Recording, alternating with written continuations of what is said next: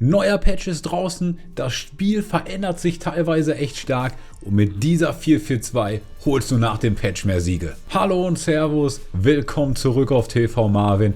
In diesem Video schauen wir uns gemeinsam an die Formation, Taktik und Spieleranweisung für die 442.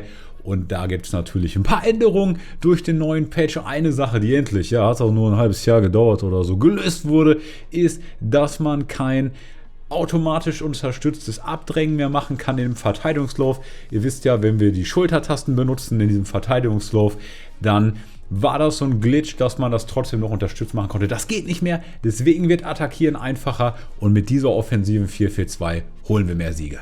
Ich starte in der 4-5-1. Denk dran, du kannst mit dem Steuerkreuz in-game die Formation wechseln, dass du dann auf eine deiner individuellen Taktiken kommst und dabei verlierst du keine Chemie und dann hast du nämlich den Vorteil, dass du in der 4-4-2 spielen kannst. Das Schöne an der Formation ist, dass du immer 4 Angreifer, 4 plus 1 Angreifer hast, nämlich vorm 16er ein Bein meiner ZMs, das sehen wir gleich in den Spieleranweisungen, der geht mit nach vorne, ist eine zusätzliche Anspielstation.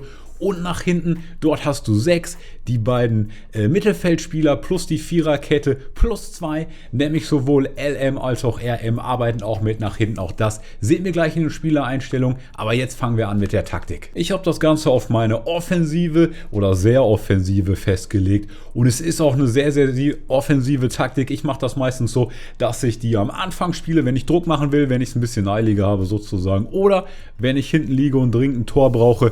Und beim Defensivstil, da lassen wir alles auf ausgeglichen. Die Breite, die packe ich auf 60. Wir wollen relativ breit stehen. Das wird sehr, sehr gut gleich durch die Anweisung unterstützt. Und dann die Tiefe, die lasse ich einfach auf 50. Das heißt hier in der Defensive, da stehen wir nicht zu tief hinten drin, denn das funktioniert vielleicht in den unteren Divisionen. Aber sobald du in der Weekend League gegen einen Gegner kommst, der das auszunutzen weiß, würde ich dir nicht empfehlen, tiefer als 50 zu gehen. Kommen wir zur Offensive und zwar im Aufbauspiel. Da haben wir langer Ball. Aufbauspiel sind ja die ersten 2 Drittel des Feldes, also wie wir nach vorne kommen. Und da wollen wir sehr, sehr viel über Außen nach vorne gehen. Nicht, weil wir reinflanken, aber wir wollen über Außen nachkommen mit diesen Doppelpässen. Wir wollen mit L1 oder LB auf der Xbox Läufe schicken und langer Ball in den Taktiken unterstützt das, dass die Spieler das vermehrt auch von alleine machen.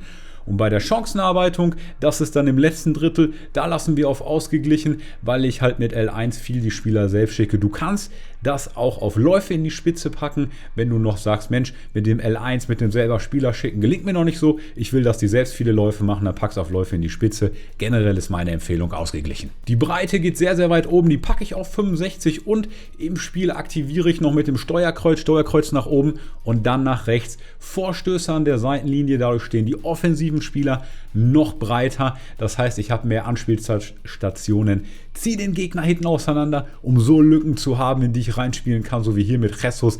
Das ist genau das, was ich haben will, dass ich so in den 16er komme. Spieler im Strafraum. Das habe ich auf 4.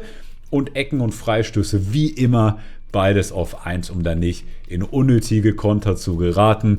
Und danke auch an die Eckenglitch, hat ja auch nur 5 Jahre gedauert, bis das mal weg ist. Kommen wir zu den Spieleranweisungen und die sind ganz, ganz wichtig in der Formation, dass sie uns unterstützen, dass sie unsere Spielidee unterstützen.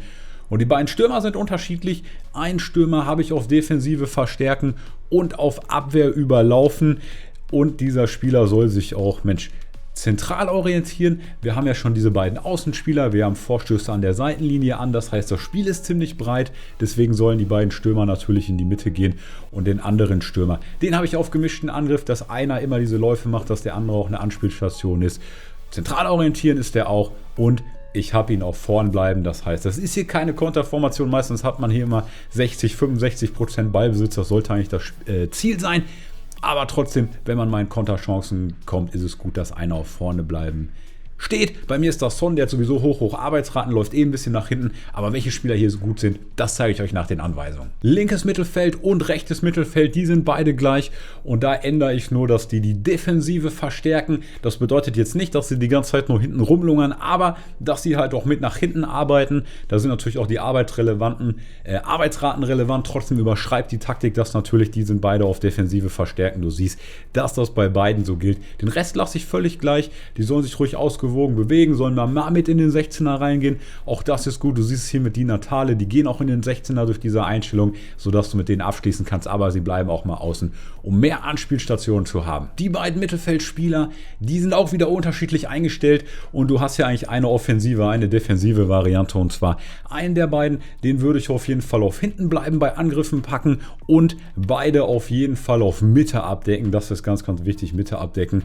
Und den anderen habe ich auf ausgewogenen Angriff. Du siehst zum Beispiel hier in der Szene, Barella geht mit nach vorne. Und das ist, was ich meinte, 4+1, dass ich halt einen zusätzlichen Spieler vorne habe, mit dem ich dann auch Anspielstation habe, mehr Räume kreiere, mehr Läufe schicken kann und so halt diese tiefstehenden Gegner auch sehr, sehr gut auseinandernehmen kann. Du kannst, wenn du führst, auch ihn dann auf hinten bleiben, bei Angriffen packen. Ich habe ihn, wie gesagt, auf ausgewogen und sowieso. Zum Beispiel hier, ich führe 1-0, der Gegner lauert weiter nur auf Konter, steht nur hinten drum. Dann ändere ich in meine 4-2-3-1. Das ist einfach sicherer, weil wenn ich führe, der Gegner nur auf Konter lauert, warum soll ich ein Risiko eingehen? Und die 4-4-2 ist eine offensive Formation, die 4-2-3-1, um die Spiele dicht zu machen und über die Zeit zu bringen und trotzdem natürlich noch vorne gefährlich zu sein, verlinke ich dir hier nochmal. Kannst du dir nach diesem Video anschauen. Kommen wir zu den Außenverteidigern, Linksverteidiger, Rechtsverteidiger, beide gleich. Und zwar haben wir bei den Offensivläufen hinten bleiben bei Angriffen. Ich habe konservatives Abfangen. Ich will nicht, dass die irgendwie aus der Position rauslaufen, unnötige Sachen machen. Wenn ich was abfangen will, dann steuere ich das selbst. Und die Laufart habe ich wie immer übergreifend, dass sie auf keinen Fall nach innen gehen, weil wenn die nach innen gehen, dann drücken sie andere Spieler nach außen. Das möchte ich nicht, deswegen habe ich hier übergreifend, dass sie da weiterhin außen die Anspielstation bleiben. Denn denkt dran, wir spielen viel über die Außenverteidiger, diese Doppelpässe mit dem RM und RV, LV und R und LM.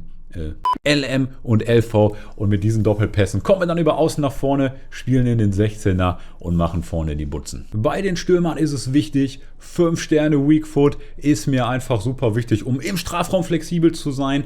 Der Abschluss ist dieses Jahr eh nicht so gut, manchmal werden Dinger gehalten oder gehen daneben, wo man sich fragt, hä, ich habe doch alles richtig gemacht. Mit schwacher Fuß 5 Sterne kannst du dich halt in beide Richtungen jeweils drehen. Der Gegner weiß nicht, welche Seite er zumachen soll, deswegen das. Bei den Außenspielern ist Schnelligkeit sehr, sehr wichtig. Die sind ja eher so wie Flügel. Deswegen habe ich zum Beispiel hier auf Di Natale noch einen Hunter gepackt. Denkt dran, Heroes werden jetzt sinken zum Team of the Year. Noch mit der Heroes Player Pick ist das wieder eine Option, wo man sein Team verbessern kann. Und dann bei den Mittelfeldspielern, da ist mir halt auch sehr, sehr wichtig, dass die schnell sind, wenn mal der Gegner einen Konter fährt. Und denkt dran, wir verteidigen immer im Verteidigungslauf mit den ZMs manuell, solange es geht, mit L2 und R2 gleichzeitig Verteidigungslauf plus Sprinten. Und da entscheidet vor allen Dingen die Beweglichkeit, wie gut das funktioniert. Deswegen mag ich zum Beispiel sehr, sehr den Barella hier. Und dann natürlich, ja, bei den Innenverteidigern und Außenverteidigern ist halt auch die Schnelligkeit ganz, ganz wichtig, damit man nicht durch diese Konter geschlagen wird, weil die meisten Gegner, gegen die man verliert, sind dann ja echt so Haudegen, die nur auf Konter zocken. Deswegen habe ich zum Beispiel hier diese Spieler drin, und Hocharbeitsraten nach hinten finde ich eigentlich auch sehr, sehr gut bei den Innenverteidigern. Bei den Außenverteidigern ist es dann schon okay, wenn man hoch nach vorne und Medium nach hinten hat, weil die sollen ja auch den Angriff unterstützen. Bonustipp in diesem Video: Wie du mit dieser Formation den Konter verteidigst, ist die erste Priorität. Immer mit deinem Innenverteidiger nach hinten laufen und manuell den geschickten Spieler abdecken. Und die zweite Möglichkeit ist es dann, versuchen schon, wenn du weißt, du hast hinten noch eine Absicherung, den passspielenden Gegner im Mittelfeld zu attackieren, um so diesen Pass zu verhindern. Und wenn du den Konter manuell verhinderst, dann wird es dem Gegner sehr, sehr schwer fallen, wenn er nicht wirklich deutlich besser ist als du, viele Tore zu machen. Und 5 richtig starke Anti-Konter-Tipps verlinke ich dir hier nochmal in diesem Video. Zieh's dir rein, abonniere den Kanal, dann sehen wir uns im nächsten Video. Ich bin raus, der Marvin. Servus. Ciao, ciao.